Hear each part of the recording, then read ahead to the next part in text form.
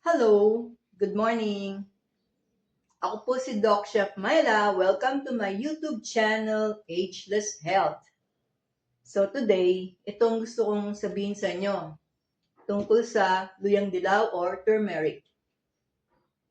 Alam niyo ba, marami umiinom nito eh. Nakikita ko, iniinit nila yung tubig or tapos ilalagay yung powdered na turmeric or maglalaga ng root na luyang dilaw.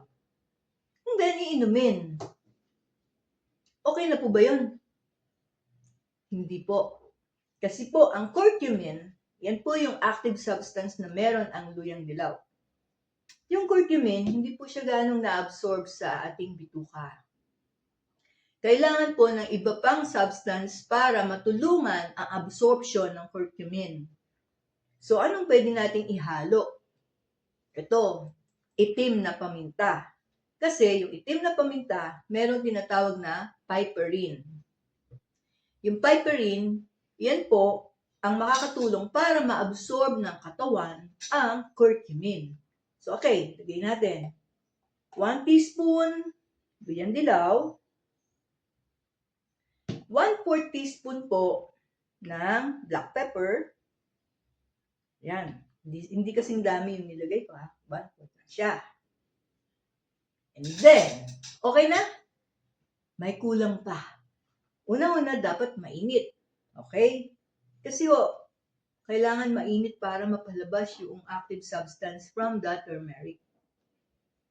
And then, kailangan ng something fatty. So, in my case, I use coconut milk kasi hindi ako pwede sa milk. Pwede po yung milk na full cream milk, yung iniinom yung gatas, pwede po yun. Kaya lang, kung hindi kayo pwede sa gatas, gamit kayo ng gata or lagyan nyo ng olive oil o kaya naman virgin coconut oil, ihalo nyo dyan, pwede na po yung inumin. Okay na po yan. Ngayon, kung hindi nyo type ang lasa, ano pwede nyo ilagay? Pag yung ordinaryong asukal kasi napakabilis pong pumasok niyan sa bloodstream. So, yung tinatawag na glycemic index, yung speed ng pagpasok niya sa bloodstream. Kaya ako, iniiwasan ko yun para hindi ko biglang mag-shoot up ang blood sugar ko. So, ang nilalagay ko lang ay mga kalahating teaspoon or 1 teaspoon ng coconut sugar. Pwede rin pong honey or stevia. Any natural sweetener will do. Natural hindi pwede yung artificial. Masisira ang epekto nito pag gumamit tayo ng artificial sugar. Ano po ba ang kabutihan na naidudulot ng turmeric?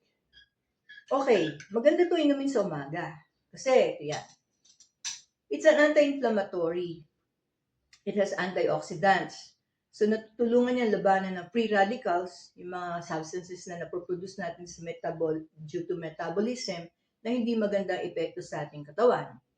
Ngayon, it prevents chronic diseases. Ano yung mga chronic diseases? Mga diabetes, hypertension, it prevents some cancers, yun.